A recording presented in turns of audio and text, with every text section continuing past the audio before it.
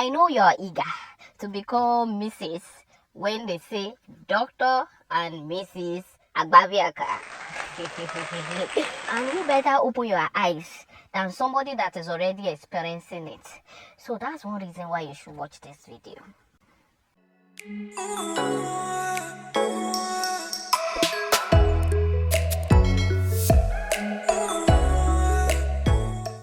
Hi everyone, you're welcome back to the channel. My name is Kemi Omorogbe, and in this video I want to open a canker worm. Okay, it is not just a canker worm. Okay, there are some sweet parts to being the wife of a doctor as well, so we'll be balancing up the conversation. It's not just going to be a negative video. No, that's not me. I'm going to give you the pros, and I'll also give you the cons of being the wife of a doctor. If career choice of your spouse is a consideration, then you should watch this from an experienced doctor's wife. I'm going to be telling you my experiences so far, and basically all that it entails is what you're going to experience as the wife of a doctor. Now let me start with the cons. Okay, it's always better to leave the sweet parts after the bitter aspect, right? Yes, so stay with me. The first thing, which is obvious, is not going to have your time a lot of the time. Okay, he has so many things to do. Most times, most doctors work more than one places, especially in Nigeria here. If he's in a public hospital, every once in a while he'll go out to a private hospital. Sometimes I even begin to feel if the whole time is not filled up, they are not really happy. Like, if he's working in a private hospital, he may start working in another private hospital just because he knows that there is demand for his work, and who doesn't want an extra income, and he wants to have more money to take care of you. Okay, so oftentimes one job is not enough, so it leaves their time so tight. They may not have enough time for family time. It takes a man who is very deliberate about family life to make out time to do some things with the family. Otherwise, if he's just money conscious, he's gonna find things to occupy himself, because it is a job that is in high demand. Even though you may not get one job that will pay you a lot, but by doing multiple jobs, you know, it kind of balances things up. And thankfully their job is in high demand, and you can easily work in, not easily though, but you can work in more than one places just to make up for any financial deficit. Who doesn't like an extra income?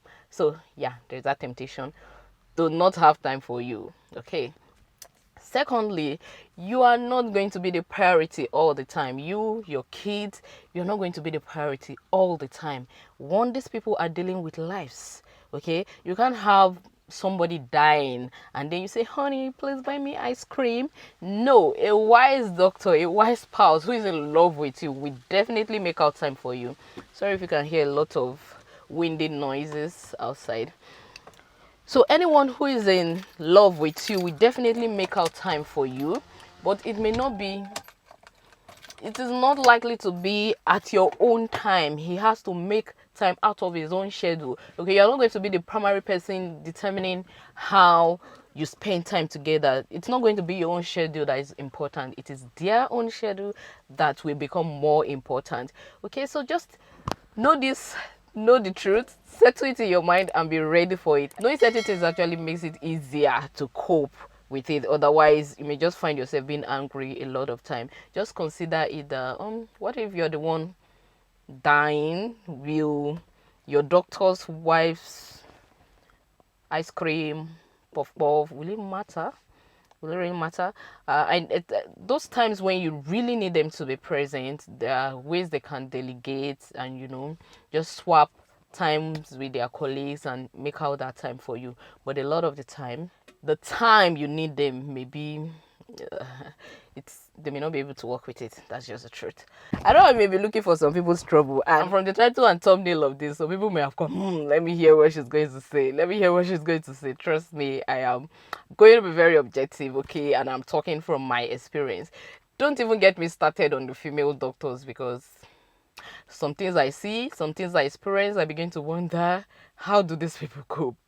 Like, how do they cope? I'm hoping that one day I can have a female doctor guest on the channel that can come and tell us the female perspective, and maybe help one or two future female doctors cope with their realities, considering how tedious and demanding their job is. Another very important experience I have had is that they're always busy even when they are not physically busy. Like, they can come home, but they are still thinking of that patient. They are still, calling people here and there. So even when they are physically present, they may not be emotionally present. The demand of dealing with a life gets to them, and it's not a job that you do with just your body. You're concerned about your patients and their well-being. It's just there in your head. If they are not even calling somebody is calling them. Okay, so they are always having that busy mind. Sometimes they may not be emotionally present, and sometimes you may even be discussing with them, but they've traveled to somewhere else. Know this, know the truth, and settle it in your mind that in as much as you may not have their physical presence all the time, you may not also have their emotional presence all the time. Okay, so but if you're a doctor here, just know that your spouse is a human being too, and make out that time to be emotionally present with them as well, not just you being physically present, but you are feeling on your phone, responding to messages, and not even that present, if you understand what I mean. Yeah, that's another aspect to it. Another disadvantage, another con is your husband may not have time for social activities. Okay, it falls under not having time all the same, but like going to the club, let's just be this social playful couple, let's you know what I mean, or let's be doing reels on TikTok and Instagram. He may not have time for that. The truth is, he may lose some part of his social life. He's most likely going to carry some burdens on his mind that doesn't allow him think of things that are not important.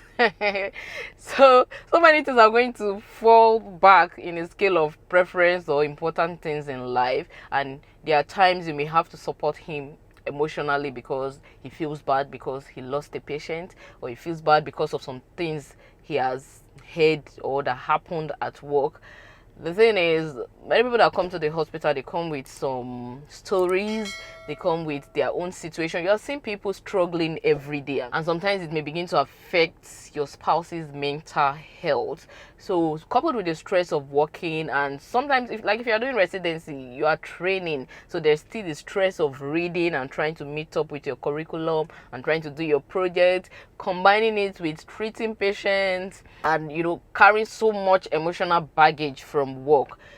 You have to be careful not to even give them so much burden at home, so that they don't become depressed with everything. Sometimes they may begin to feel like everybody just want to take a bit of them. Like, most people calling them are asking for medical advice, they're asking to see them, they are demanding something. They're basically just taking a piece of them every time. So be ready to be that emotional support when things like that happen, and those playful, social, blah blah blah blah blah. Yeah, it's not that important again. Okay, so it takes a very highly sociable personality to still maintain their social life while combining serving as a medical doctor, and was still being a resident as well. So yeah, be mindful of that. Now, another con is, as a wife, just be ready for some lonely nights. Okay, they're very busy, they have crazy schedules. Some nights you're going to be on your own. Okay, on your own. So because most likely it's going to be on call at certain times, and this idea of 9 to 5, it is not for them. Okay, they can be at work from as early as 7, and you can see them by 12. Glory be to God. Some other days it can come the next day, 5 a.m., 6 a.m. Okay, so this structured family life, or when we go to work together, blah blah blah, it may not work for you. All right. Now, one other thing that I actually learned the hard way is that don't plan surprises. Don't plan surprises, because their own work situation surprises them enough. So don't plan surprises. So there was this thing that happened. It was my husband's birthday, an important birthday milestone, and I felt, oh, let's do something for him. So thankfully I didn't go overboard to invite people. I didn't invite friends just imagine if I had invited friends, but I didn't invite friends. So just we me, the kids, our help, and I think my sibling. I don't know if it was just us or we had like other family members with us, but I didn't invite external guests. But then I ordered for a cake, ordered for food, chops, and we're waiting. We were waiting, guys. I dressed up and I was busy calling him. And it was supposed to be on a particular day of the week where we have agreed that on this particular day, that's Fridays, we are going to spend time together. We're not going to do any external work. We have scheduled this time. Even if you are called, you're going to give excuses and, make out time for us, not leaving that time to chances for times to happen. I just wanted that particular time. So we had agreed on this long time before that.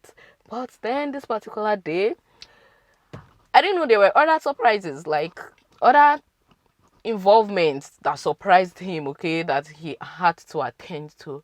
But I waited. I was waiting. I waited. He ended up coming back by 11 p.m. The food was gradually getting stale, like you would expect. My kids had gone to bed and it was just only me. So that day we still ended up just sharing the dishes together and and just making it still memorable. But imagine if I had invited guests and they had to wait. Of course they won't wait that long, so don't pull up those kind of surprises. Don't involve people and probably don't involve food as well, okay? Their time needs to be planned because of the nature of their job, and emergencies can happen. And if you decide to plan such surprises, be ready for heartbreak and don't get too hot when it happens, because trust me, there will be a reasonable explanation for it. And even when you hear their explanation, you're going to be like, okay, it's worth it, because it's going to be worth it. So yeah, have that at the back of your mind. Another point, which I'm not even sure if it's actually a disadvantage. I'm not sure if it's actually a con, but there is this notion that some people still have, that doctors are very rich, they are very wealthy. Okay, I get it that in the civil service their salary scale is different and they are better paid than a lot of people in the civil service, but don't go ahead and use that as a very big consideration, especially if you're at a crossroad in your life and you're trying to decide to marry or not to marry this particular person, and maybe you feel, oh, he's a doctor, he's going to be wealthy. Maybe not. The truth is, for you to gather enough fund as a doctor, you have to work in multiple places, you have to be extra tight with time, and also involved in other businesses, because a lot of time it may not even be enough. Not that it may not even be enough. Government hospitals pay the most, private hospitals will pay less in most situations. So don't have that in mind, that a doctor is automatically a wealthy person. You have to do other business, hustle.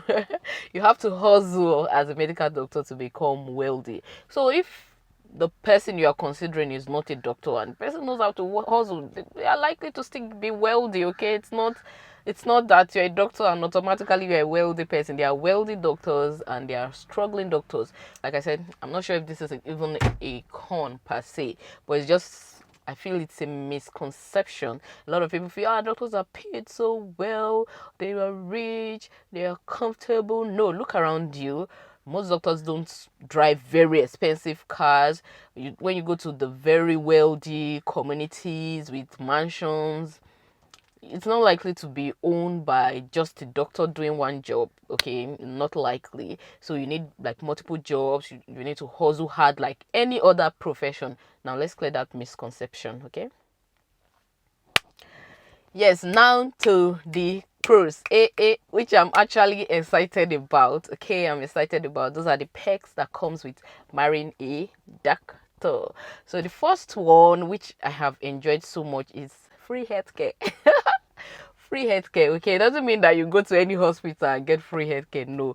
But I've never had to rush my kids to the hospital, for instance. Free healthcare, timely free healthcare. So before it gets to that point where it becomes an emergency, my husband is already noting the changes. It takes actions very fast so that it doesn't get to a bad stage. Like when we just notice the first temperature rise, we're already treating it, or we're already doing tests, we're already doing something about it. So we don't wait till things get bad. I have 2 kids already, and okay, maybe only in one case when one of my kids was like 2 months old and we needed a pediatrician. That was the only case where I've had to rush to the hospital. So till date, things are handled within the house. And even when they fall ill, myself inclusive, he knows what to do. Okay, he can fix drips at home. We don't have to be admitted for long in the hospital and all that. And guys, if you have kids, you understand that this is a huge relief. Okay, not having to be agitated about the health needs of your kids and even of yourself. Okay, it's a very huge advantage, which I don't take for granted. Secondly is, like I said, it doesn't guarantee that your spouse will be wealthy, but then you're going to be comfortable. Okay, because many doctors are not lazy people. To go through medical school, it is not easy. So most likely it's not going to be a lazy person, and he's going to find a way to cater for you. You're not likely to be begging for food. You're not likely to be begging for food or to not have what to eat. No, that will not happen. So yeah, you'll be taken care of. So yeah, you'll be taken care of. You're going to be comfortable. Yes, it's going to ensure you're comfortable. I expect that from an average doctor. Thirdly, she's not going to be out of job for long. So your family, there may never be a situation where both of you are out of jobs. You are not working, he's not working. Most likely he's going to find something doing because the job is in high demand. So that fear of being completely unemployed is not really there. It's just a matter of preference. Do I like this place? Am I going to be achieving any career growth in this place? Those are going to be the consideration. It's going to find something doing. If not in a public hospital, in a private hospital, there's always a demand for their skill, okay, for the knowledge doctors have. It's in high demand. Yeah. Another pro, which I don't know if I'm completely correct, okay. I studied physiology and I was with a lot of medical students. Like they did their preclinical courses alongside with us, and we stayed in the hostel together.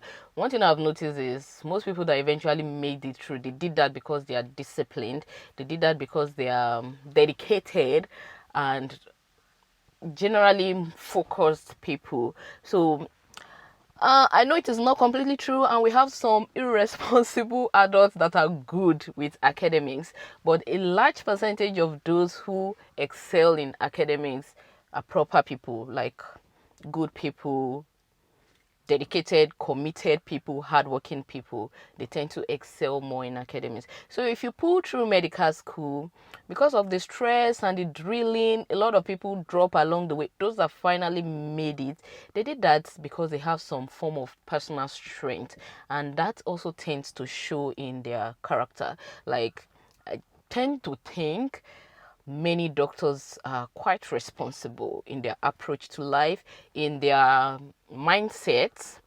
They are responsible people. So if you're marrying a doctor, there's a very high percentage that this person is a responsible person, this person is a reasonable person, and this person has a level of dedication and commitment to what they are doing. So it is less likely that, I'm not saying there are no unserious people that are doctors or lazy people that are doctors, but yeah, there's a high percentage that your man is a responsible adult. I've noticed that with a lot of, I live in a community of doctors and all that. Many of them are averagely good people, averagely well-mannered, disciplined, hardworking people. So that's a pro. Okay, another pro, which is somehow related to, this is not free healthcare, okay, but anytime you have any medical emergency or you have reason to visit the hospital, you're going to be given a priority treatment. So there is something about the doctor's oaths, I'm not very sure, but there is something tying them together aside the professional aspect, where you have to handle your colleagues' children like your own. It's more like a brotherhood. So what happens when you visit the hospital and they get to know your husband is a doctor or that the father of your children is a doctor? You're going to be given priority treatment because of that. And I think generally they're just supportive of their colleagues. Like when I was delivering my babies, I was put in a special room. I was treated nicely. Like some of his colleagues will come visit me. Some will come with gifts, and even the nurses were great. I was giving special attention, guys, and it was just amazing. It was amazing. He didn't have to be in that unit. It was not part of the team that took the delivery or anything, but his colleagues, they were awesome because brotherhood, okay? So I don't know, it just feels so nice to be treated so specially at a vulnerable season of your life. So yeah, that may be something you want to consider, okay? Let me know if you're married to a doctor and you can relate to some things I am saying on this video. Just drop your comments in the comment section, and if you're planning to marry a doctor, let me know if you're beginning to see those signs and symptoms. Or let me know any other way that this video has been helpful to you. So we're calling it a wrap at this point. Now you know what to expect, what not to expect, and you can marry everything together and make your decisions if you are at a crossroad. And if you are in already, at least you can embrace your reality and manage it the best way possible. Once again, my name is Kemi Omorogbe. Thank you for watching. See you in the next video. Bye.